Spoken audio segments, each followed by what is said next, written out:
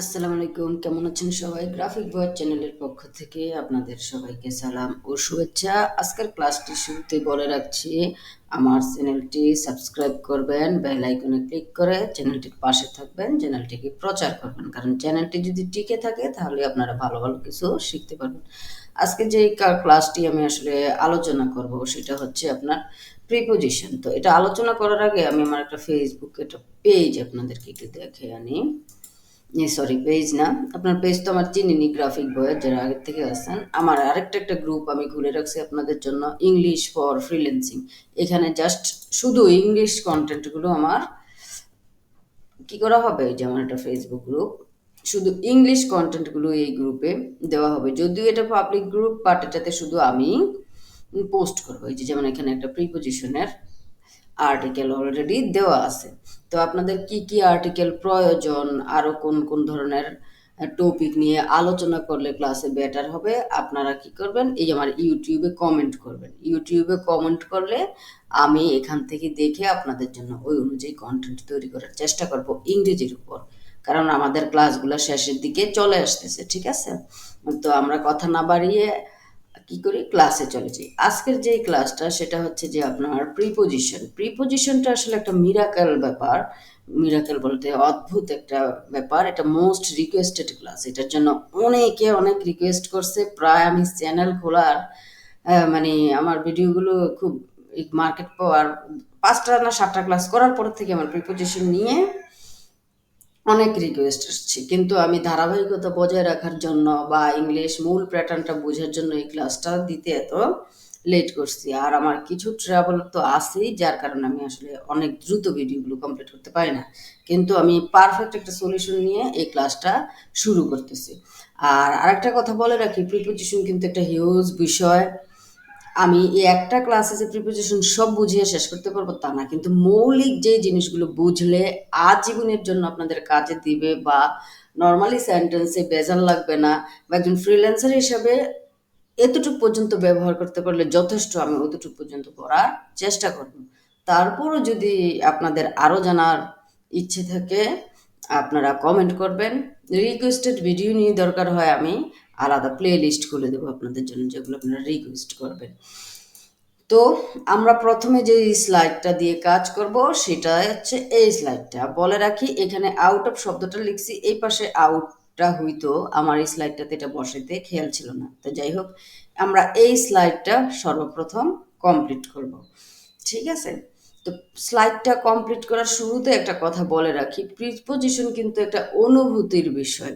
আর প্রিপোজিশনটা বেশিরভাগ ক্ষেত্রে ব্যবহার হয় একটা বাক্যের স্থিতি এবং গতির উপর। স্থিতি এবং গতির উপর কেমন, যেমন ধরেন একটা বাক্যের মধ্যে একটা শব্দ আছে যেটা দ্বারা স্থিতি বোঝায়, মানে স্থির বোঝায়। স্থির বুঝাইলে প্রিপোজিশনটা একরকম হয়, গতি বুঝাইলে আরেক রকম হয়। যেমন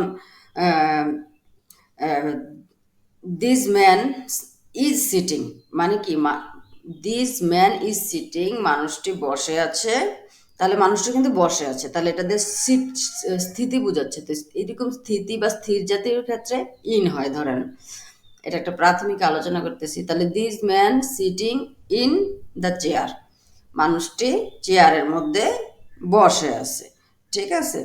কিন্তু এখন যদি মানুষটি চেয়ারের মধ্যে বসে না থাকে, মানুষটি একটা কোনো কিছুর ভিতর দিয়ে প্রবেশ করে, তখন কিন্তু ইন ব্যবহার না হয়ে ইন টু হয়।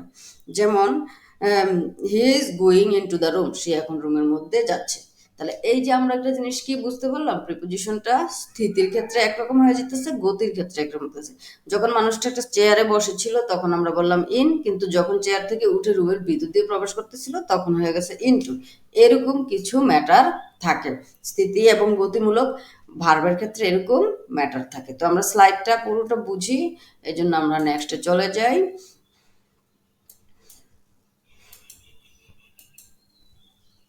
আচ্ছা, এই হচ্ছে আমাদের স্লাইডটা। এই দেখেন, অনর্থ কিন্তু আমরা প্রিপোজিশন পড়তে গেলে দেখি অনর্থ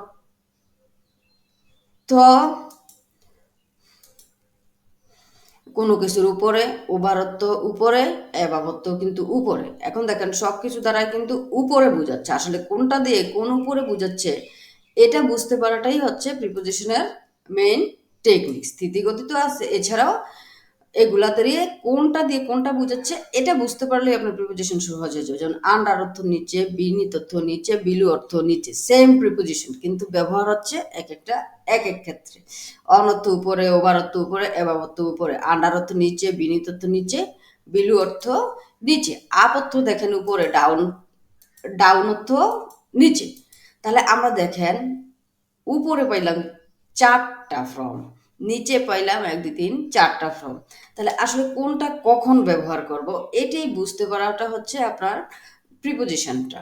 ঠিক আছে? যেমন অন দ্বারা উপরে, ওভার দ্বারা উপরে, অ্যাবাভ দ্বারা উপরে, আপ অর্থ উপরে। তাহলে কোনটা দিয়ে কোন উপরে বোঝায়? ধরেন আপনি একটা বই আপনার টেবিলের উপর রাখছেন, তাহলে আই পুট দ্য টেবিল। এখন কোন প্রিপোজিশনটা হবে? এখন হবে অন, কারণ আপনি টেবিল উপর যখন বইটা রাখছেন টেবিলের সাথে কিন্তু বইটা লেগে আছে। কোনো একটা তলের উপর যদি কোনো কিছু লেগে থাকে তখন অন হয়। ধরেন এই যে এখানে একটা বৃত্ত, এটার উপরে যদি আমি একটা বই রাখি এখানে কিন্তু অন হবে। বা একটা বিড়াল বসে থাকে, দ্য ক্যাট সিটিং, সিটিং এর ক্ষেত্রে the sitting on the table, টেবিলের উপরে। এখন কিন্তু বোঝা যাচ্ছে কি টেবিলের উপরে যে বিড়ালটা বসে আছে এটা কিন্তু লাগালাগি অবস্থায় বসে আছে। কোনো কিছুর সাথে লেগে থাকলে এবং জিনিসটা স্থির থাকলে সেখানে অন হয়। ঠিক আছে? তাহলে ওভার হয় কোন ক্ষেত্রে? ওভার হয় হচ্ছে এটার থেকে একটু উপরে হইলে ওভার হয়। এটার থেকে একটু উপরে হইলে লাগা অবস্থা নেই, কিন্তু এটা হচ্ছে একটু উপরে হইলে ওভার হয়। অ্যাবাভ হয় কখন? একদম সর্বোচ্চ উপরে হলে সেখানের ক্ষেত্রে হয় অ্যাবাভ। একদম সর্বোচ্চ উপরে হলে সেটা হয় অ্যাবাভ। ঠিক আছে? আর ওভার মূলত যেই বাক্যগুলোতে হয় ওই বাক্যগুলো বেশিরভাগ ক্ষেত্রেই থাকে চলমান। যেমন আমি বললাম একটা বিড়াল লাফ দিতেছে টেবিলের উপর দিয়ে, তাহলে সেন্টেন্সটা হবে কি? The cat jumped over. কারণ কিছুটা উপরে আর লাগালাগি অবস্থা নেই, আর বিড়ালটা কি গতিশীল, এই জন্য এখানে হবে over. The cat jump over the table. আর সর্বোচ্চ উপরে হলে হয় অ্যাবাভ, একদম সর্বোচ্চ উপরে হলে সেখানে হয় অ্যাবাভ। ঠিক আছে? আচ্ছা, আন্ডার অর্থ দেখেন নিচে, বিনীত অর্থ নিচে, বিলু অর্থ নিচে। তাহলে এই তিনটা নিচের মধ্যে পার্থক্যটা কি? এই তিনটা নিচের মধ্যে পার্থক্যটা কি? কোনো কিছু যদি আপনার নিচে আছে বাট সেই জিনিসটা দেখা যায় না, কোনো কিছু কি আছে নিচে আছে সেটা আপনি দেখতেছেন না, তখন হবে আন্ডার, বিলু। আর যদি দেখা যায় তখন হবে কি? আন্ডার। দেখেন দুটোটা অর্থই কিন্তু নিচে, কিন্তু একটা দ্বারা বোঝাচ্ছে দেখা যাচ্ছে, আরেকটা দ্বারা বোঝাচ্ছে দেখা যায় না। একটা দ্বারা বোঝাচ্ছে দেখা যাচ্ছে, আর একটা দ্বারা বোঝাচ্ছে দেখা যায় না। ঠিক আছে? বিনীত অর্থ নিচে। তো বিনীতটা মূলত আগের ইংলিশে ব্যবহার হইতো, বর্তমানে এটার তত একটা ব্যবহার নাই। আর আমাদের এটা শিখার অতটা প্রয়োজন নেই। তো আমরা এটা নাই শিখি, কারণ এত প্রেশার নেওয়ার কোনো দরকার নেই। এত প্রেশার নেওয়ার কোনো দরকার নেই। তারপর আপনার দেখেন আপ অর্থ উপরে, ডাউন অর্থ নিচে। এই দুইটার ক্ষেত্রে আবার আলাদা একটা ব্যতিক্রম ব্যাপার। দেখেন অন অর্থ লাগালাগি অবস্থায়, ওভার কিছুটা উপরে গতিশীল, অ্যাবাভ একদম সর্বোচ্চ উপরে, অ্যাবাভ একদম সর্বোচ্চ উপরে। আপ অর্থ উপরে, আন্ডার অর্থ নিচে, বিলো অর্থ নিচে। আন্ডার হবে যেটা দেখা যাচ্ছে আর বিলো হচ্ছে যেটা দেখা যাচ্ছে না। আপ অর্থ দেখেন উপরে, আপ আর ডাউনের ব্যাপারটা একটু আলাদা। আপ ডাউনটা ব্যবহার হয় হচ্ছে কোনো কিছু আপনি যখন বেয়ে ওঠেন, অনুভবের ক্ষেত্র হইতে পারে সেটা, বা রিয়েলিস্টিক ক্ষেত্র হইতে পারে। রিয়েলিস্টিক ক্ষেত্রে কেমন?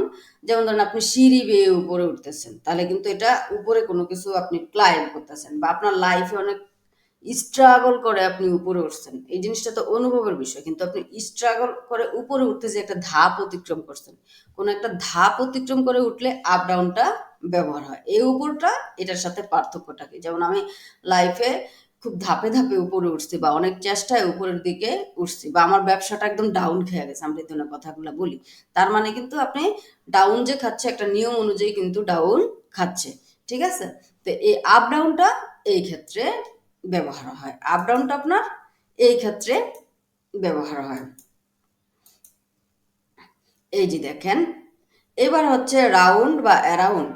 রাউন্ড বা অ্যারাউন্ড হচ্ছে কোনো কিছু যদি আপনি চক্রাকারে ঘুরেন, ঠিক আছে? অ্যারাউন্ড হচ্ছে একদম আপনার বড় কিছুর ক্ষেত্রে যদি ঘোরা হয় তখন অ্যারাউন্ড হয়। বড় কিছু বলতে যেমন পৃথিবীর চারদিকে চাঁদ ঘুরতেছে তখন অ্যারাউন্ড হবে। সোজা হিসাব একদম সংক্ষেপে মনে রাখবেন, অ্যারাউন্ডটা গ্রহ নক্ষত্রের ক্ষেত্রে ব্যবহার করবেন। প্ল্যানেট ঘুরতেছে, হ্যাঁ, এরকম যেগুলা ঘুরে সৌরজগতের চারিদিকে যে গ্রহগুলো ঘুরতেছে এরকম ক্ষেত্রে হবে অ্যারাউন্ড। আর রাউন্ড হবে নর্মালি আমাদের চারিদিকে কোনো কিছু ঘুরলে, যেমন ফ্যানটি রাউন্ড করে ঘুরতেছে বা আমার শিশুটি আমার চারিদিকে রাউন্ড দিয়ে ঘুরতেছে, এরকম হলে হচ্ছে অ্যারাউন্ড বা রাউন্ড হবে। আচ্ছা, তারপর আমরা স্লাইডটা এত সুন্দর করে সাজাইছি কিন্তু স্লাইডটা কাজ করতেছে না। তারপর আমরা যেটা পড়বো সেটা হচ্ছে in, into, inside, across, along, through, এগুলা। এই জিনিসগুলো আবার এক জাতীয় জিনিস। এই যে on, over, above, under, below, up, down, এগুলো এক জাতীয় জিনিস প্রিপোজিশন। রাউন্ড অ্যারাউন্ড সম্পূর্ণ আলাদা। আর হচ্ছে through, into, inside, across, along, in, এগুলো এক জাতীয় প্রিপোজিশন। এগুলো দ্বারা কি বোঝায় দেখেন, থ্রো হচ্ছে, থ্রোটা একটা গতিমূলক প্রিপোজিশন। এই প্রিপোজিশনটার মধ্যে একটা গতি আছে, কিন্তু থ্রোটা কোন ক্ষেত্রে ব্যবহার হয়? গতি হইল আপনার যদি কোনো কিছু ভিতর দিয়ে ক্রস করে কোনো কিছু যায় তখন কিন্তু থ্রো ব্যবহার হয়। কোনো কিছু ভিতর দিয়ে ক্রস করে গেলে সেখানে আপনার থ্রো ব্যবহার হয়, ঠিক আছে? যেমন আপনার বলটি নিক্ষেপ করো জালের ভিতর দিয়ে, তখন কিন্তু থ্রু হবে, through the ball. Walking through a tunnel, যেমন ওয়াকিং থ্রু এ টানেল, টানেলটির ভিতর দিয়ে যাচ্ছে, এরকম হইলে হাঁটো, টানেলটির ভিতর দিয়ে হাঁটো। আপনি একটা tunnel, walking through a tunnel, একটা টানেলের ভিতর দিয়ে হাঁটতেছেন, তাহলে সেই ক্ষেত্রে কিন্তু একটা কিছুর ভিতর দিয়ে আপনি ক্রস করতেছেন। কোনো কিছুর ভিতর দিয়ে ক্রস করলে থ্রো হয়, কোনো কিছুর ভিতর দিয়ে ক্রস করলে থ্রো হয়। আর একর্স হচ্ছে ভিতর থেকে আপনি যখন বাহিরের দিকে যাবেন, এটা হচ্ছে কি বাহির থেকে আপনি ভিতর দিকে প্রবেশ করলেন। থ্রো কি ওয়াকিং থ্রু এ টানেল, টানেলটার ভিতর দিয়ে যাচ্ছে, লোকটি টানেলটির ভিতর দিয়ে যাচ্ছে, তাহলে কিন্তু এটা শুরুর অবস্থাটা বোঝাচ্ছে। হুম, সে কি টানেলটার ভিতর দিয়ে যে যাচ্ছে, আগে কিন্তু সে বাইরে ছিল, বাইরের থেকে ভিতর দিকে গেছে। একর্স হচ্ছে ভিতরের থেকে যখন বাইরের দিকে চলে যায়, ঠিক আছে? একর্স হচ্ছে ভিতর থেকে বাইরের দিকে, ওয়াকিং একর্স দ্য রুম, সে কি করলো? রুমটি অতিক্রম করলো। একটা বিড়াল, আমি বললাম যে the cat walking is walking acres the room, যখন আমি এভাবে বললাম তাহলে জিনিসটা আপনার বুঝতে হবে যে বিড়ালটা রুমের ভিতর থেকে মূলত বের হয়েছে, রুমের ভিতর থেকে মূলত বের হয়েছে। আর আমি যদি বলি ওয়াকিং থ্রো, তাহলে কিন্তু রুমের বাইরের থেকে বিড়ালটি ভিতরে ঢুকছে, বাইরের থেকে কোনো কিছু ভিতরে ঢুকলে হয় থ্রো, ভিতরের থেকে বাইরে বেরোলে হয় অ্যাকর্স। তাহলে অ্যালং হয় কখন? যখন ভিতরেও বুঝাচ্ছে না বাহিরেও বুঝাচ্ছে না। অ্যালং কখন হচ্ছে? ভিতরেও বুঝাচ্ছে না বাহিরেও বুঝাচ্ছে না, কি করতেছে? একটা কোনো কিছু বরাবর যাচ্ছে, একটা কোনো কিছু বরাবর যাচ্ছে। যেমন আমি এই রাস্তা বরাবর হেঁটে যাচ্ছি, এই রাস্তা দিয়ে আমি কি করতেছি? হেঁটে যাচ্ছি। তাহলে এখানে হচ্ছে কি আপনার অ্যালং, আমরা রাস্তা বরাবর হেঁটে যাচ্ছি, এখানে হবে অ্যালং। যেমন গো অ্যালং দিস রোড, এই রাস্তা বরাবর যাও। গো অ্যালং দিস রোড, এই রাস্তা বরাবর যাও, এক্ষেত্রে আপনার অ্যালং হচ্ছে।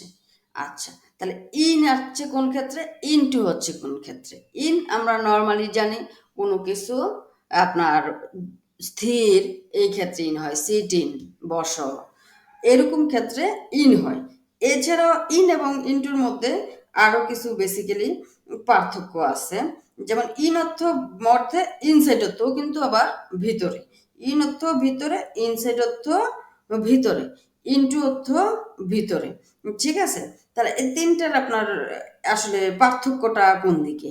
দেখেন প্রিপোজিশনগুলো, জিনিসগুলো কিন্তু সব একরকম মনে হয়, বাট জিনিসগুলো কিন্তু একরকম না। এখানে অবশ্যই আপনার অনুভবের বিষয় আছে। প্রিপোজিশনটা আপনার মনে রাখতে হলে যেটা মনে রাখতে হবে সেটা হচ্ছে যে প্রিপোজিশনে একটা অনুভব ম্যাটার থাকে, অনুভব ডিপেন্ড করে, আপনার বুঝতে হয় অনুভূতি দিয়ে যে এই জিনিসটা আসলে কি। যেমন আপনার আমি ধরেন ইংরেজিতে দুর্বল, ঠিক আছে, আমি ইংলিশে দুর্বল, তাহলে I am weak in English, আমি ইংরেজিতে কি দুর্বল। এই যে দেখেন এখানে কিন্তু এখানে আমার দুর্বলতাটা কোন জায়গায়, ইংরেজিতে, এই জিনিসটা ইন দ্বারা বুঝানো হয়েছে, ঠিক আছে। আমি যে দুর্বলতাটা কোথায়, ইংলিশ সাবজেক্টে দুর্বল, কিন্তু আমি ইংলিশ সাবজেক্টে যে দুর্বল এটার মধ্যে কিন্তু এই ফিলিংসটা আছে যে আমি ইংলিশ সাবজেক্টে দুর্বল, কিন্তু কতটুকু দুর্বল বা দুর্বলতাটার গভীরতা কতটুকু এই জিনিসটা নাই। কিন্তু গভীরতা যদি এই জিনিসটার মধ্যে প্রকাশ করতে চান তখনই ইনটু চলে আসে। যেমন I am ran into a problem, আমি প্রবলেমের দিকে পতিত হচ্ছি। দেখেন এখন কিন্তু আমি একটা প্রবলেমের মধ্যে প্রবেশ করতেছি। তাহলে ইন এবং ইনটুর মধ্যে আমরা যেই পার্থক্যটা পাইলাম, ইন দ্বারা স্বাভাবিক অর্থে কোনো কিছুতে সমস্যাটা বোঝায়, আর ইনটু দ্বারা যখন সমস্যাটাতে আপনি আরো গভীরভাবে ঢুকে যাচ্ছেন তখন ইন হয়। আরো ক্ষেত্রে ইন হয়, যেমন is sitting in the table, in the chair, সে চেয়ারটিতে বসে আছে, নর্মালি দেখেন বসে আছে, হ্যাঁ। বাট আমি যদি এখন বলি হি ইজ গোয়িং রুমের দিকে গেল, ইনটু দ্য রুম, সে কি করলো, রুমের দিকে গেল। এখানে কিন্তু ইনটু দ্বারা কি হইলো, আপনি রুমের ভিতরে প্রবেশ করতেছেন এরকম একটা ফিল চলে আসলো। তাহলে টুটা হয় কখন, she is going to the room, টুটা হয় কখন, she is going to the room, সে রুমের দিকে যাচ্ছে। এটার মানে হচ্ছে যে সে রুমের দিকে যাচ্ছে, কিন্তু রুমের ভিতরে যে প্রবেশ করতেছে এটার কিন্তু একটা ম্যাটার নাই। এমন হতে পারে রুমের দিকে সে যেতেছে অন্য দিকে চলে গেল, কিন্তু ইন্ট্রো যখন আপনি বসাবেন তখন কিন্তু একদম ফুল বোঝানো হবে যে আপনি রুমের ভিতরেই প্রবেশ করতেছেন। He is going into the room, he is sitting in chair, in the chair, সে চেয়ারে বসে আছে, সে রুমের ভিতর প্রবেশ করতেছে, সে রুমের দিকে যাচ্ছে। তিনটা কিন্তু দেখেন তিন রকম কথা। তাহলে ইন ইনটু টু এর মধ্যে আমরা পার্থক্যটা বুঝে গেলাম, ঠিক আছে। তো এর পরবর্তীতে আপনার আছে কি অ্যাট। অ্যাট অর্থ কি, দেখেন ইন এবং অ্যাট কাছাকাছি মনে হয়, বাট জিনিসটা কিন্তু কাছাকাছি না। ইন এবং অ্যাট এর মধ্যে আবার একটা ম্যাটার আছে, সেটা হচ্ছে যে ইন এবং অ্যাট একটা সেন্টেন্সের মধ্যে দুইটা ঘটনা ডিপেন্ড করে, একটা বাক্যে কি করে দুইটা ঘটনাকে সে রিপ্রেজেন্ট করে। যেমন আপনি ইন দিয়ে বুঝাইলেন আমি বাস করি চাঁদপুরে, আই লাইভ ইন চাঁদপুর, বা আমি ঢাকাতে থাকি, I live in I live in Dhaka, আমি ঢাকাতে থাকি। লাইভ তো খায়া জীবন ধারণ করা, উচ্চারণে ভুল হইলে কিন্তু ইংরেজিতে কিছু স্লো পারে। সমস্যা, আই লিভ ইন ঢাকা, আমি ঢাকাতে থাকি। আমি চাঁদপুরে থাকি, আই লিভ ইন চাঁদপুর। দেখেন এই ইন দ্বারা নর্মালি একটা প্লেসকে বুঝালো, অল্প এইটা জায়গাটা বড় না ছোট কোনো কিছুই বুঝালো না, কিন্তু যখন একটা বাক্যের মধ্যে ঘটনা দুইটা চলে আসে, আর যেমন আমি ঢাকার ইয়েতে থাকি, আজিমপুরে থাকি, তাহলে I live in Dhaka at Azimpur. এখন দুইটা জিনিস হয়ে গেছে, দুইটা জিনিস হওয়ার জন্য কি করলেন, আপনি দুইটা জিনিসকে আলাদা বোঝানোর জন্য একটাতে বসে দিলেন ইন, একটাতে বসে দিলেন অ্যাট। এখন ইন বসবে কখন, অ্যাট বসবে কখন, ইন বসাচ্ছেন হচ্ছে যখন জায়গাটা খুব বিশাল বুঝাইলো তখন ইন, আর ওই বিশালের মধ্যে ক্ষুদ্র একটা অংশকে বুঝাইলো কি, অ্যাট। যেমন আপনার ফুলহুড়িটা ইন, আর এটার মধ্যে একটা হার্ট আছে সেটা হচ্ছে অ্যাট। তাহলে প্রিপোজিশন দ্বারা কিন্তু যেই ম্যাটারটা হচ্ছে একটা সেন্টেন্সের বাক্যের পজিশন, একটা প্রিপোজিশন চেঞ্জ করতেছে। তো এই ফ্রিল্যান্সাররা প্রিপোজিশন যে হিউজ পড়তে হবে তা না, আমি এই ক্লাসে যতটুকু দেখাচ্ছি এগুলো যদি বারবার ক্লাসটা দেখেন, প্রিপোজিশন মনে রাখার জন্য যেটা করবেন সেটা হচ্ছে এই ভিডিওটা বারবার শুনবেন, বারবার শুনতে শুনতে দেখবেন যে মনে থেকে যাবে, ঠিক আছে। বিসাইড অর্থ পাশে, বাই অর্থ পাশে, আমি এই টপিকগুলো পরে আলোচনা করব। আউট অর্থ হচ্ছে আপনার বাহিরে, আউট অর্থ হচ্ছে বাহিরে, ঠিক আছে, আউট বাহিরে। আর আউট অফ অর্থ হচ্ছে একদম বাহিরের থেকে বাহিরে, একদম বাহিরের থেকে বাহিরে, একদম আপনি বের হয়ে গেলাম কোনো কিছুর থেকে, আর সেখানে হবে আউট অফ, সেখানে হবে আউট অফ। আউট অর্থ হচ্ছে বাহিরে, আউট অফ অর্থ হচ্ছে একদম বাইরে। যেমন আমি বললাম he were in the room, সে ছিল রুমের ভিতরে, he was in the were in the room, সে ওই sorry he was in the room, সে ছিল রুমের ভিতরে। হি ওয়াজ আউট, এখন সে বাহিরে। আর আউট দ্বারা গতি বুঝায় না, সে রুমের বাইরে যে আছে, এই আউট দ্বারা আপনার কি বুঝায় না, এই যে আউট শব্দটা দ্বারা গতি বুঝে না। আউট একটা, এখানে আউট শব্দটা হইতো, আউট একটা স্থিতিমূলক preposition. R he was out, সে এখন বাইরে, এটা দ্বারা কিন্তু বুঝাচ্ছে না সে বাইরে কোন অবস্থায় আছে, তার মানে আমরা এটাকে স্থিতি ধরে নেব। কিন্তু আমি যদি বলি he ran out of the room, সে রুমের থেকে বেরিয়ে গেল, তাহলে কিন্তু এই যে রুমের থেকে বেরিয়ে গেল, এখানে কিন্তু একটা হাঁটার ব্যাপার হইয়া দাঁড়াইছে। তাহলে আমরা প্রিপোজিশন গুলো যদি দুই ভাগ করি, তাহলে যেই জিনিসটা দেখি আমি আর্টিকেল আকারে পোস্ট করে দেবো লিখে, ঠিক আছে, আপনাদের এটা আরো সুবিধা হবে। আর এখানে আমি আরো এক্সাম্পল দিয়ে বুঝে দেবো। দেখেন, অন দ্বারা স্থিতি বুঝাচ্ছে, আউট দ্বারা স্থিতি বুঝাচ্ছে, ইন দ্বারা স্থিতি বুঝাচ্ছে, ঠিক আছে। অন, আউট, ইন দ্বারা স্থিতি বুঝাচ্ছে, এলং রাস্তা বরাবর হাঁটতেছে, বাট কিন্তু এক প্রকার, সরি এটা দ্বারা স্থিতিও বোঝায় না।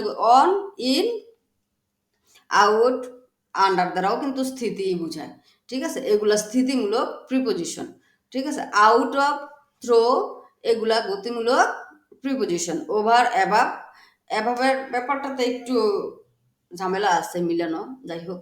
তো এইভাবেও কিন্তু আপনারা প্রিপোজিশন মনে রাখতে পারেন, এটা নোট করার দরকার নেই কোনটা স্থিতি কোনটা গতি। আমি এখন একটা প্যাসেজ দেখাচ্ছি, আপনারা এইভাবে কি করবেন, নিজেরা প্যাসেজ তৈরি করবেন, তৈরি করে দরকার হয় গুগলে ট্রান্সলেট করবেন বা নিজে লেখার চেষ্টা করবেন, লিখে এখানের কথাগুলোর যুক্তি দিয়ে বিবেচনা করলেই দেখবেন যে আরো সহজ হয়ে গেছে। তো আমরা একটা আর্টিকেল দেখব, আর্টিকেল দেখার জন্য যেটা করব, আমরা আউট অফ হয়ে যাব এই স্লাইডটা থেকে।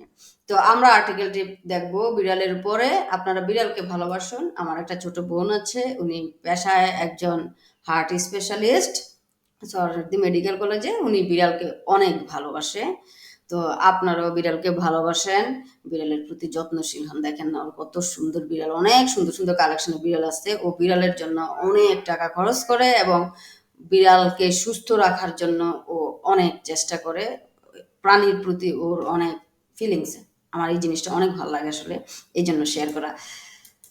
তো যাই হোক, আমরা একটা প্যাসেজ দেখি, এটার থেকে প্রিপোজিশনটা বোঝার চেষ্টা করি। প্রিপোজিশনে আমরা ফেল মারি কেন, একটা দেখা গেছে যে আর্টিকেলের মধ্যে মনে হচ্ছে যে বাক্য একই রকম কিন্তু আলাদা আলাদা আমাদের প্রিপোজিশন ব্যবহার করতে হয়। আর আমাদের স্কুল কলেজে যখন প্রিপোজিশন গুলো পড়ায়, একটা টপিকের উপর ডিপেন্ড করে এই যে আপনার প্রিপোজিশনটা বসায় তা না, এক একটা সেন্টেন্স দেখা গেছে এক একটা টপিকের উপর বসায়, তখন আমাদের বুঝতে কঠিন হয়। এই জন্য আমি একটা টপিক ধরে প্রিপোজিশনটা দেখানোর চেষ্টা করতেছি। একটা টপিক হচ্ছে যে আমি বিড়াল ধরে চেষ্টা করবো, তাহলে দেখবেন বিড়ালের গতি চেঞ্জের সাথে সাথে, স্থিতি চেঞ্জের সাথে সাথে কিভাবে প্রিপোজিশনটা চেঞ্জ হয়ে যায় বুঝতে পারবেন। যেমন আমার একটা বিড়াল আছে, নাম খুশি। I have a cat name is খুশি। শুরু করলাম এটা। খুশি একটি টেবিলের উপর বসে আছে। দেখেন, খুশি একটি টেবিলের উপর কিন্তু বসে আছে, লাগালাগি অবস্থায়। কি করছে, বসে আছে। খুশি একটি টেবিলের উপর বসে আছে লাগালাগি অবস্থায়। আমি যদি বলতাম খুশি টেবিলে বসে আছে, তাহলে কিন্তু এক ব্যাপার, তাহলে হয়তো ইন। কিন্তু খুশি টেবিলের উপর লাগালাগি ব্যবস্থায় বসে আছে, তাহলে Khushi is sitting on a table. এই দেখেন, এটা দ্বারা এখন কিন্তু বুঝাচ্ছে খুশি টেবিলের উপর বসে আছে কোন অবস্থায়, কি অবস্থায়, লাগালাগি অবস্থায়। কিন্তু ইন দিলে কিন্তু এটা এমনি বুঝা যেত যে টেবিলের উপর তো অবশ্যই বসে থাকে নর্মালি। এখানে কিন্তু আমি একদম বুঝাইছি কি টেবিলের উপর লাইগ এসে বসে আছে। তাহলে Khushi is sitting on a table. একটি মাছি খুশির মাথার উপর দিয়ে বনবন করছে। দেখেন, একটি মাছি খুশির উপর দিয়ে ভনভন করছে, ঠিক আছে। একটি মাছি খুশির উপর দিয়ে ভনভন করছে, তাহলে এটা হবে কি, ফ্লাই তো মাছি, ফ্লাইজ তো কি, উঠতেছে আর কি। ওভার খুশিজ হেড, মাথার উপর দিয়ে ভনভন করতেছে, মাথার একদম অনেক উপরে না, মোটামুটি উপরে ভনভন করতেছে। এই জন্য এখানে কি হয়ে গেল, ওভার হয়ে গেল, ঠিক আছে। দেখেন, এই জন্য এখানে ওভার হয়ে গেল। আচ্ছা, খুশি মাছিটিকে ধরার জন্য লাফ দিল। খুশি jump to catch the flies. আচ্ছা দেখেন, এখানে কিন্তু ওভার হইল না। এই যে খুশি মাছিটিকে ধরার জন্য লাফ দিল, সে কিন্তু কোনো কিছুর উপর দিয়ে লাফ দেয়নি, সে নর্মালি লাফ দিছে একটা লক্ষ্য বস্তুটিকে নির্দেশন করে, এই জন্য টু হয়েছে। তো টু এর ব্যাপারটা আমি আরো ক্লিয়ারলি আরো কয়েকটা স্লাইডের মাধ্যমে পড়াবো। এক স্লাইডে তো সবগুলোকে একত্রে রিপ্রেজেন্ট করা যায় না, ব্যতিক্রম ভাবে। তো যাই হোক, এই সেন্টেন্সটাকে আমরা এখন ধরেন একটু অফ মুডে রাখি, এটা আমি নেক্সট যখন স্লাইডটা দেখাবো বুঝে যাবেন।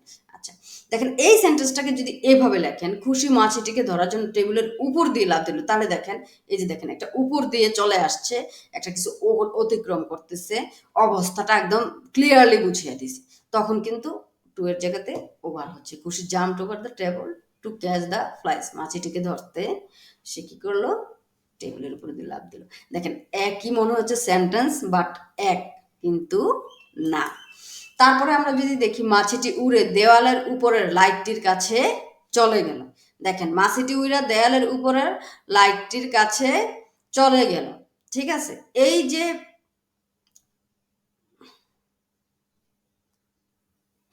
এই যে মাছিটি উড়ে দেয়ালের কাছে লাইটটির কাছে চলে গেছে, এখানে কিন্তু এই যে দেখেন একদম সর্বোচ্চ উপরে বুঝাইতেছে।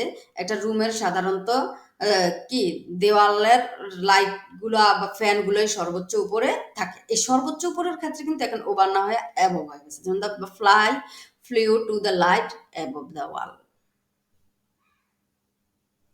The fly flew to the light above the wall. খুশির মাথার উপরে ফ্যান ঘুরছে। The fan is spinning above খুশির হেড। খুশির মাথার উপরে ফ্যান ঘুরছে। আচ্ছা, এই সেন্টেন্সটা একটু স্কিপ থাক, আমরা নেক্সট সেন্টেন্সটা দেখি। মাছিটিকে ধরতে না পেরে খুশি মাছিটিকে ধরতে না পেরে, এক মিনিট।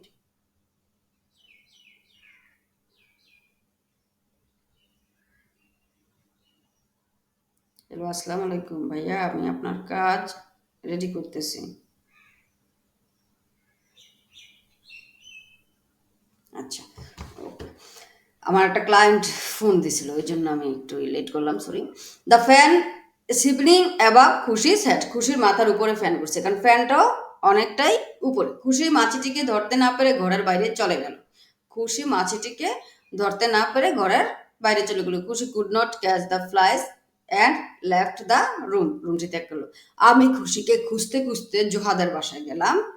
জোহাকে জিজ্ঞেস করলাম খুশি কোথায়। আই ওয়ান্ট টু, দেখেন একটা নির্দিষ্ট দিকে যাচ্ছে, জোহাজ হাউস টু লুক ফর খুশি। আই আস্কড জোহা ওয়ার খুশি ওয়াজ। ঠিক আছে, জোহা বলল খুশি টেবিলের নিচে। জোহা বলল খুশি আন্ডার দ্য টেবল।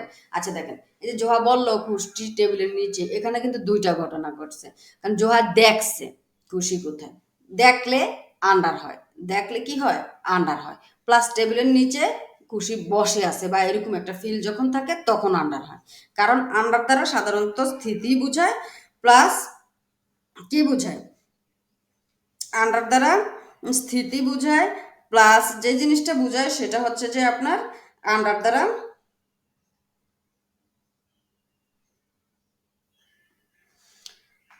কোনো কিছু দেখা গেলে ওই জিনিসটা আপনার বুঝায়। আন্ডার দ্বারা কোনো কিছু দেখা গেলে ওই জিনিসটা বুঝায়, বা কোনো একটা জায়গাকে যদি নির্দেশ করে ওই দিকে আপনি তাকানোর জন্য, যেমন আন্ডার দ্য টেবল, টেবিলটির নিচে তাকাও, ওই ক্ষেত্রেও কিন্তু আপনার আন্ডার বসে। তাহলে জোহা বলল খুশি টেবিলের নিচে। জোহা সেড খুশি আন্ডার দ্য টেবল। জোহা বলল খুশি টেবিলের নিচে, কারণ সে দেখতেছে, আমাকে নির্দেশ করতেছে আঙ্গুল দিয়ে যে ওই যে টেবিলের নিচে খুশি, প্লাস অথবা খুশি ওখানে বসে আছে। এই তিনটা ফিলিংসই কিন্তু আন্ডার দিয়ে বোঝায়। একদম কমনলি মনে রাখতে গেলে দেখা যায় যেটা সেটাকে বোঝায়, আর দেখা না গেলে সেটাকে বোঝায় না। আমি টেবিলের নিচে খুশিকে দেখতে না পেয়ে, দেখেন এখন কিন্তু ওই যে এটাতে দেখা গেছে, এটাতে এখন দেখতে না পেয়ে চলে আসছে। আবার জিজ্ঞেস করলাম সত্যিই কি খুশি টেবিলের নিচে।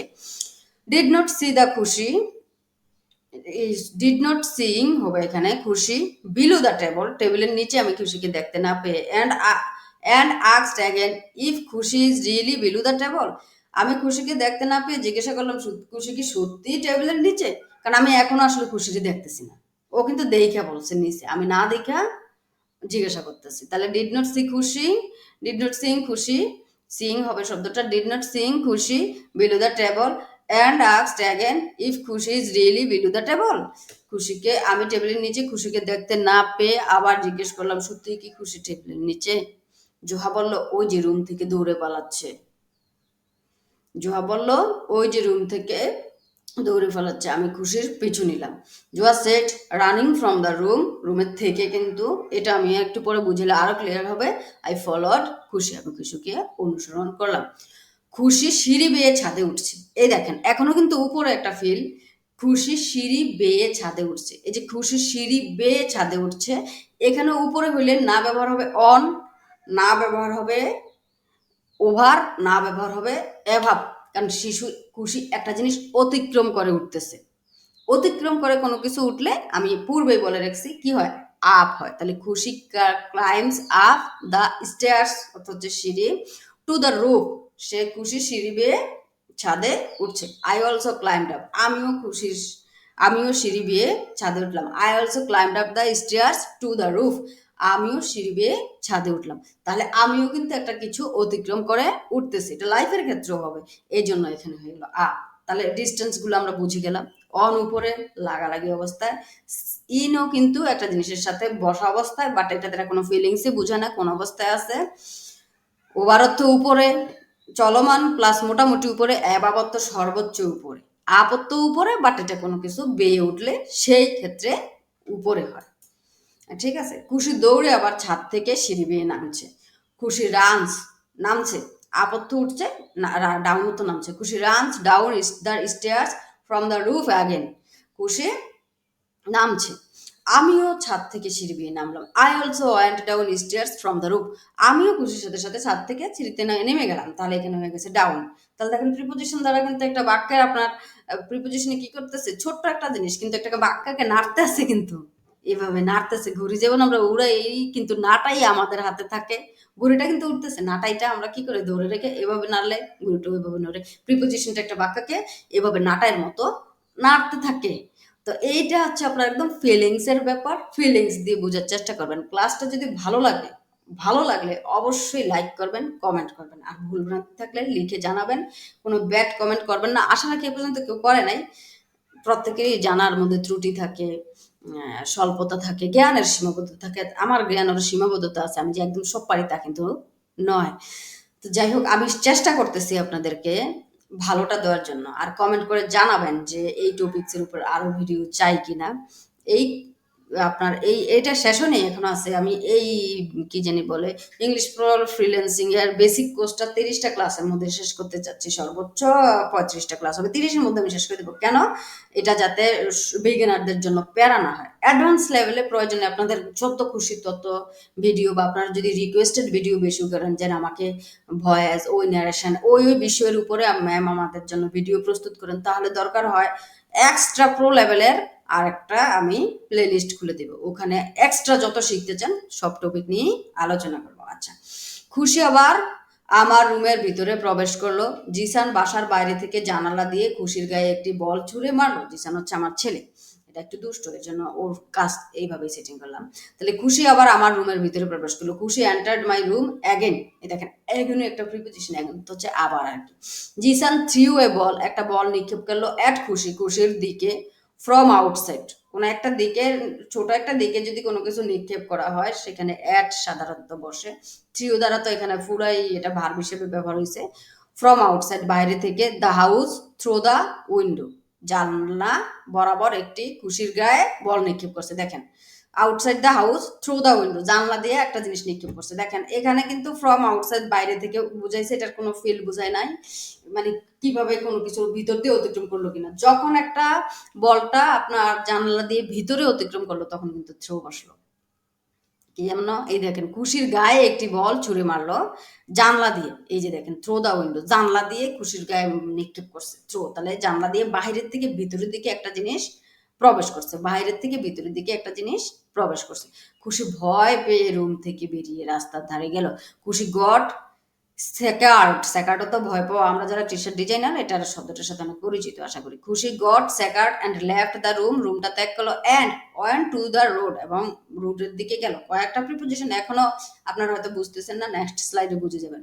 খুশি এখন রাস্তা বরাবর হাঁটছে। এখন দেখেন কোন একটা কিছু বরাবর হাঁটতেছে, এখানে কিন্তু বলা নাই ভিতর থেকে বাইরের দিকে যাচ্ছে নাকি বাইরের থেকে ভিতরের দিকে যাচ্ছে। যখন এখানে কি হলো, কোনো কিছুর একটা বরাবর হইলো, তখন কিন্তু হলো কি অ্যালং। খুশি is now walking along the road, রাস্তা বরাবর হাঁটছে। কোনো কিছু বরাবর হইলেই অ্যালং হয়, আমি স্লাইডে আগেই বলে দিছি। জিসান খুশির কাছে দৌড়ে গেল। জিসান র্যান টু খুশি, ঠিক আছে, খুশির কাছে দৌড়ে গেল। র্যান টু খুশি একটা দিকে বুঝাইলো। এখন প্রশ্ন করতে পারেন এখানে কেন ওভার হইলো না, কারণ ওভারটা হয় হচ্ছে যে আপনার যদি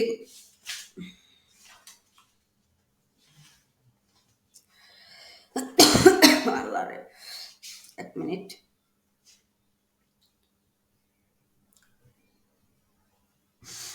ওই সরি, এখানে কেন আউট অফ হলো না? আউট অফটা হইতো তখন যখন হচ্ছে যে আপনার কোনো কিছু থেকে বের হয়ে বাইরের দিকে গেল, এটা স্বাভাবিকভাবে সে দৌড়ে গেছে। এই জন্য টুটা আমি আর একটু ক্লিয়ার করে দিব, তখন আপনাদের সহজ হয়ে যাবে।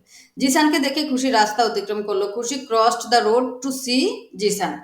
জিসানকে দেখে খুশি রাস্তা অতিক্রম করলো। জিসানকে দেখে খুশি রাস্তার বিপরীতে গেল। জিসান রাস্তা পার হয়ে খুশির কাছে গেল, খুশিকে আদর করলো।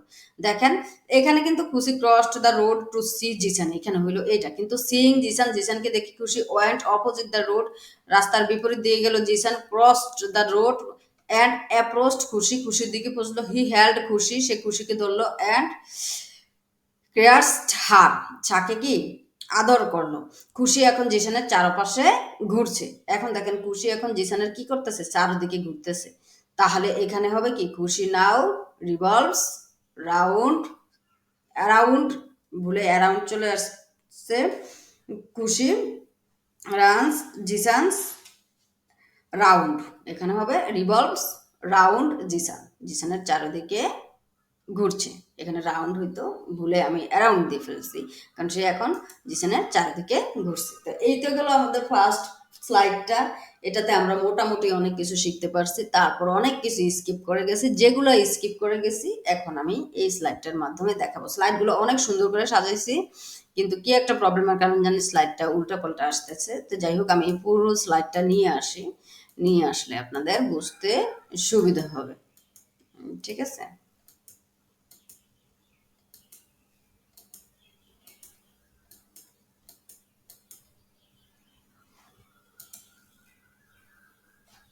আচ্ছা, স্লাইডটা একটু আবার শুরু করি।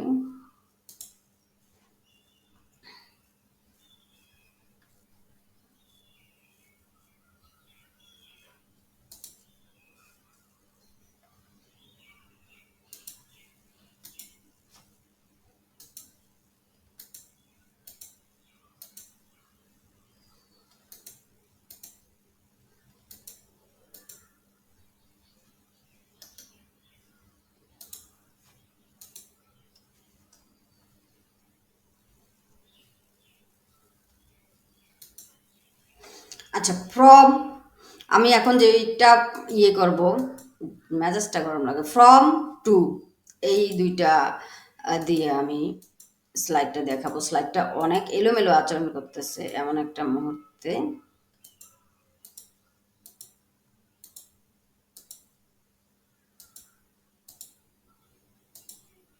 সাজাইলাম একভাবে, দেখাচ্ছে আরেকভাবে।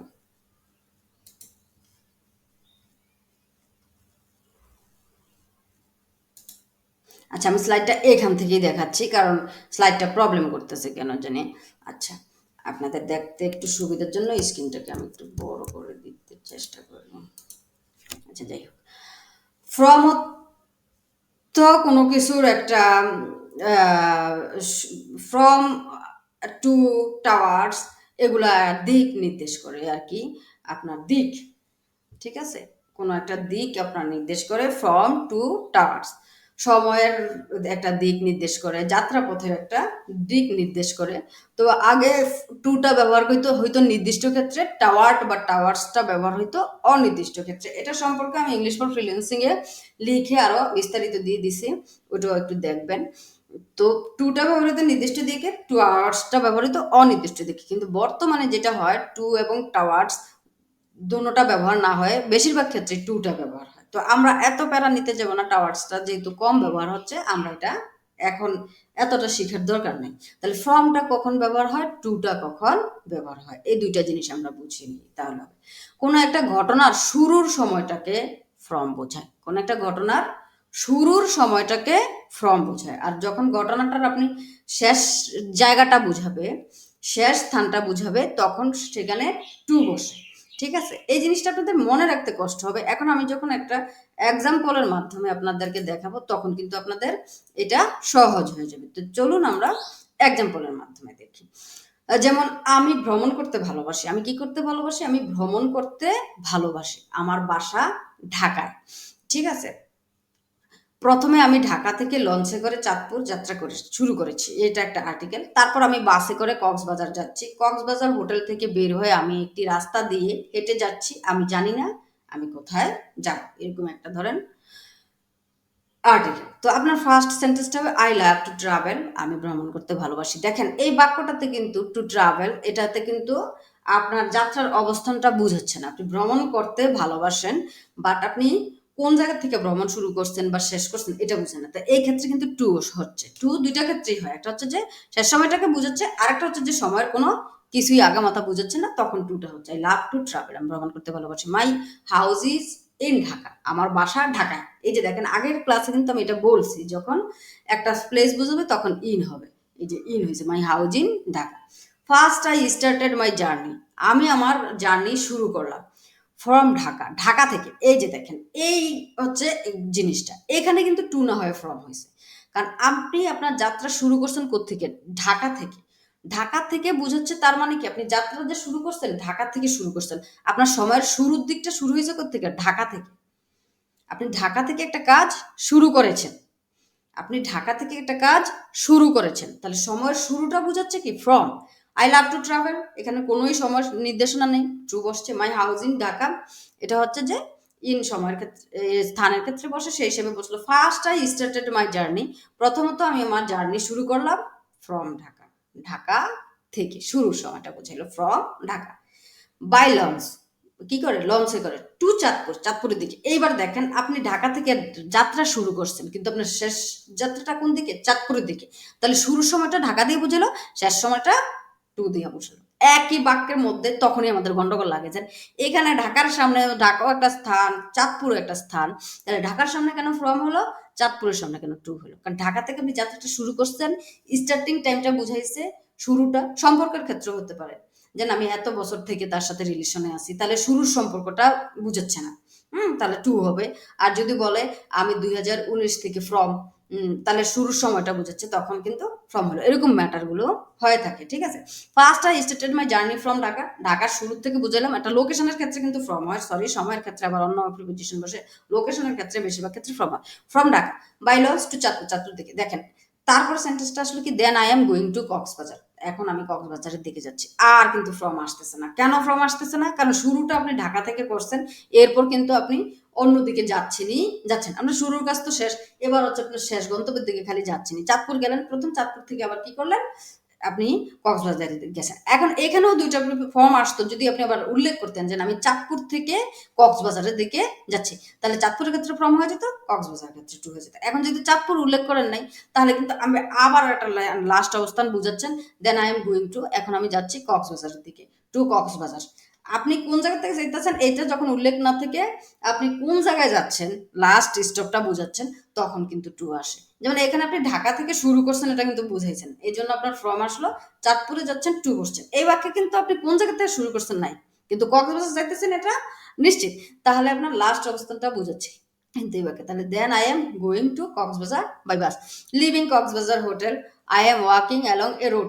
আমি কক্সবাজার হোটেল ত্যাগ করে আমি একটা রাস্তা বরাবর হাঁটছি, এই জন্য along. I don't know where I will go. আমি জানি না আমি আসলে কোথায় যাব। আশা রাখি আপনারা আগের স্লাইডটা বুঝছেন।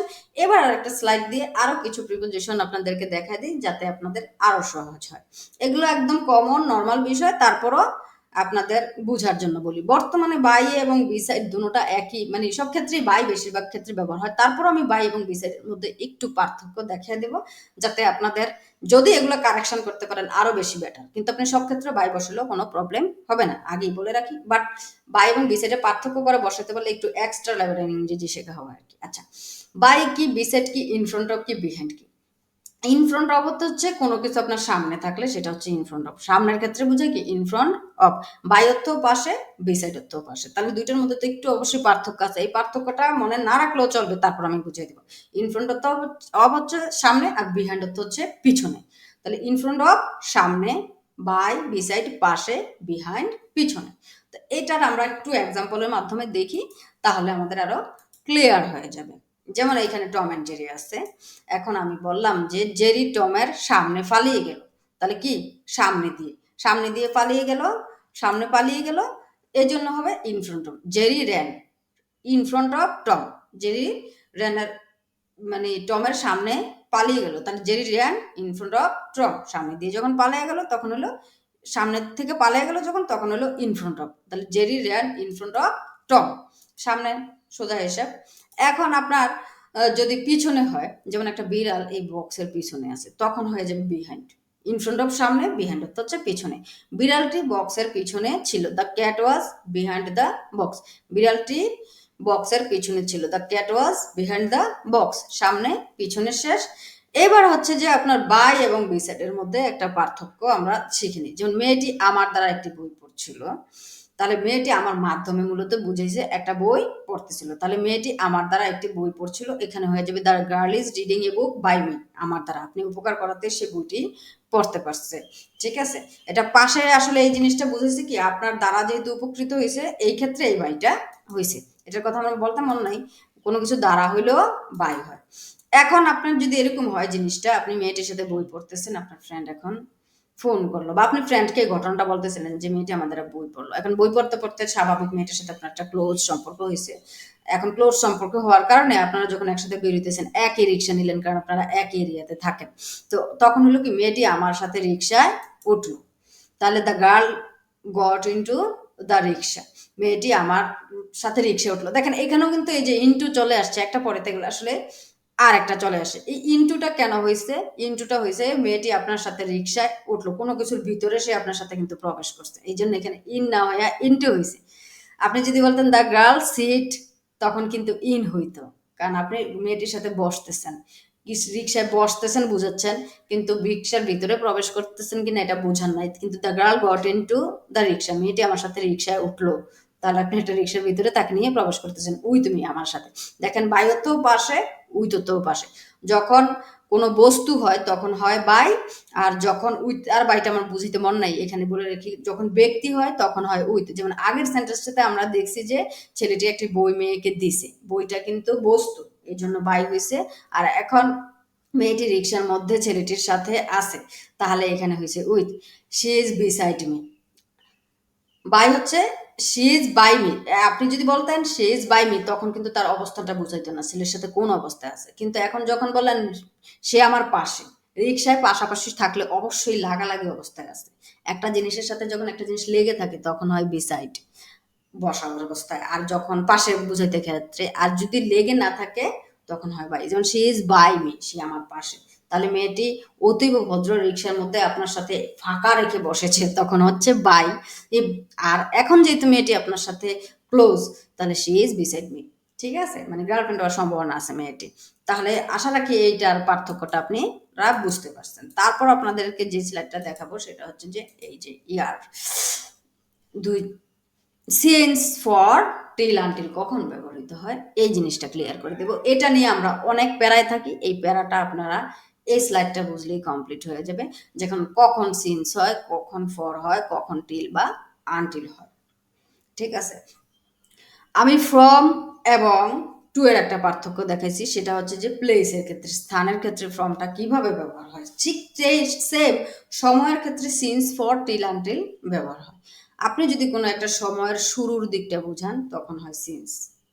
যেমন 2011 দ্বারা যদি আমি একটা শুরুর সময় বুঝাই, যেমন আমি একটা কাজ শুরু করছি 2011-তে, তাহলে সেখানে হবে সিন্স, তাহলে সময়ের শুরুটা, স্টার্টিং টাইমটা বোঝায় সিন্স। পুরো সময়টাকে বোঝায় হোল টাইম। যেমন আপনার ওই যে কত বছর সময় লাগছে, 13 বছর সময় লাগছে এই কাজটা করতে, বা 13 বছর ধরে এই কাজটা করতেছেন, তখন হোল টাইমটা বোঝায় ফর দ্বারা। টিল বোঝায় হচ্ছে সময়ের শেষ টাইমটা বা বর্তমান সময়টা, আপনারা টিল বোঝায়। আনটিলও বর্তমান সময়টাকে বোঝায়, কিন্তু টিল বসে পজিটিভ ক্ষেত্রে, যখন সময়টা দ্বারা পজিটিভ হাবোধক বাক্য বোঝাচ্ছে তখন হচ্ছে টিল, আর যখন সময়টার মধ্যে একটু নেগেটিভিটি চলে আসে, না বোধক হয়, তখন হচ্ছে আনটিল। তাহলে শুরুটা হচ্ছে সিন্স, হোল টাইমটা হচ্ছে ফর, তিন until last time, but positive নেগেটিভের একটা ব্যাপার আছে। এখন আমরা একটা প্যাসেজের মাধ্যমে জিনিসটা ক্লিয়ার করার চেষ্টা করি। যেমন আমি 2011 সাল থেকে সংসার জীবন শুরু করেছি, আমার বিয়ে হয়েছে কততে, 2011-তে। তাহলে এই যে 11-তে আমার বিয়ে হলো, এটা কিন্তু আমি শুরুর সময়টা বুঝেছি। তাহলে এখানে অবশ্যই আমরা জানি কি, সময় শুরুটা বসলে সিন্স বসে, তাহলে আই হ্যাভ স্টার্টেড, আমি শুরু করেছি ফ্যামিলি। যারা টেন্স পারেন এই সেন্টেন্সগুলো কত সহজ, কেন টেন্সের সাথে এখন প্রিপোজিশন বসাইলে আরো ক্লিয়ার হয়ে যাবে। আমি 2011 সাল থেকে সংসার জীবন শুরু করেছি। আই হ্যাভ স্টার্টেড, আমি শুরু করেছি ফ্যামিলি লাইফ, সংসার জীবন সিন্স 2011, 2011 থেকে আমি সংসার জীবন শুরু করেছি। I have started family life since 2011, শুরুর টাইমটা বুঝে নাও। আমি 13 বছর ধরে সংসার করছি। দেখেন ঘটনা কিন্তু এখন আলাদা, প্রিপোজিশন একটা ঘটনাই চেঞ্জ করে দিতেছে। আমি 13 বছর সংসার ধরে সংসার করছি, আমার এখন ফুল সময়টা বোঝাচ্ছে। আমি কত বছরে লিড করতেছি, এটা 13 বছর, এটা আমার ফুল সংসার জীবন বুঝেছে। এই 13 বছর পূর্ণ হলো গত 4 মেতে। আমি আসলে ভাবছিলাম যে আমি 4 মেতে আমার ম্যারেজ ডে উপলক্ষে ভিডিওটা দিব, কিন্তু আমি অনেকগুলা ক্লায়েন্ট নিয়ে কর্মব্যস্ততার কারণে ভিডিওটা মেক করতে পারিনি। আমি 13 বছর ধরে সংসার করছি।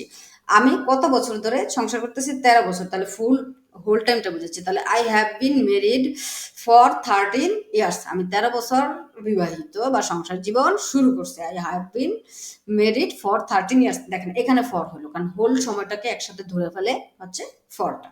আচ্ছা, তারপর হচ্ছে যে এখন আমি সংসার জীবনের মধ্যে তো ঝগড়াঝাটি সব কত কিছুই হয়, ওই ফিলিংসটা একটু বোঝানোর চেষ্টা করতেছি। বর্তমান সময়টা এখানে চলে আসবে আর কি। আমি 2024 সাল পর্যন্ত সম্পর্ক ঠিক করতে চেষ্টা করেছিলাম। সম্পর্কের মধ্যে তো গন্ডগোল লাগে। আমি 2024 সাল পর্যন্ত সম্পর্ক ঠিক করতে চেষ্টা করেছিলাম। I tried to fix the relationship till 2024 পর্যন্ত। দেখেন এটা কিন্তু এখন 24 বর্তমান সময়টাকে বুঝেছে। আমি সম্পর্কটাকে ঠিক করার চেষ্টা করছিলাম কত পর্যন্ত? 2024 পর্যন্ত। আমি 2024 সাল পর্যন্ত সম্পর্ক ঠিক করতে চেষ্টা করিনি। অনেকে সম্পর্ক ঠিক করার চেষ্টা করে না। তো সেই ক্ষেত্রে হবে কি, I did not try to fix the relationship until 2024। মানে আমি 2024 পর্যন্ত সংসার করলেও কি সম্পর্কটা ঠিক করার চেষ্টা করিনি। এই দেখেন একটা নেগেটিভ ব্যাপার চলে আসছে আমার মধ্যে। তখন হয়ে গেছে আনটিল। যখন পজিটিভ ছিল যে আমি সম্পর্কটা ঠিক করার চেষ্টা করছি, তখন হয়েছে টিল। আর সময়টা বর্তমানটাকেই বোঝাচ্ছে, এই জন্য হচ্ছে 24। তাহলে একটা জিনিস বাক্যে 3টা প্রিপোজিশন কেন হইলো? একই টাইপের সেন্টেন্স হয়ে, আশা রাখি ক্লিয়ারলি আমি আপনাদেরকে বুঝাইতে পারছি। আমি ক্লিয়ারলি আসলে বোঝানোর চেষ্টা করছি। এখন আমি আপনাদেরকে একজন শিক্ষকের সাথে পরিচয় করে দিব। আমার খুবই ফেভারিট শিক্ষক উনি। এখনো যদিও আমার ভাগ্যে হয় নাই ওনার বই পড়া, বাট আমি বিভিন্ন আর্টিকেল বা ওনার পেজে থেকে এবং বিভিন্ন তথ্য উপাত্তের ভিত্তিতে জানতে পারছি বাংলাদেশের মধ্যে সবচেয়ে নির্ভুলভাবে গ্রামার্টিক্যাল বই লিখেন মাস্টার জাহাঙ্গীর আলম স্যার। এই হচ্ছে স্যারের ছবি।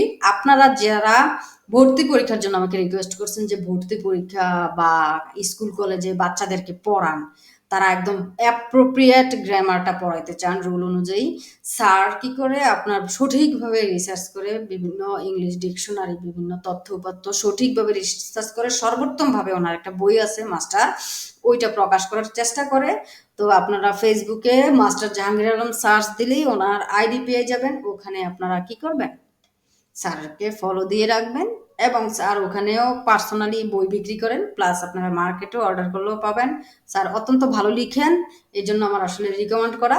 স্যারের বইটা পড়বেন, কেন? গ্রামাটিক্যালি মজবুত হওয়ার জন্য। ফ্রিল্যান্সিংয়ের জন্য স্যারের বই শেখার কোনো প্রয়োজন নেই, কিন্তু গ্রামাটিক্যালি যদি মজবুত হতে চান তাহলে আপনারা স্যারের বই অবশ্যই ফলো করবেন। ভর্তি পরীক্ষার জন্য, বিসিএস চাকরি পরীক্ষার জন্য আমি মাস্ট বি স্যারের বই সাজেস্ট করবো। এখন জিজ্ঞাসা করতে পারেন আপু আপনি কেন এসব উদ্যোগ নিতেছেন? আল্লাহ আসলে সবার জন্য সবটা তৈরি করেন না, ওনার জন্যই মনে হয় এই সেক্টরটা ইয়ে করছে। আমার আসলে লাইফটা এরকম, আমি এত হিউজ রিসার্চ করে যে বই তৈরি করব এটা আমার সম্ভব না, বাট উনি পারছেন। সবাই সবটা লাইফে পারেনি, উনি পেরেছেন। ওনার পারাকে সাধুবাদ জানাই।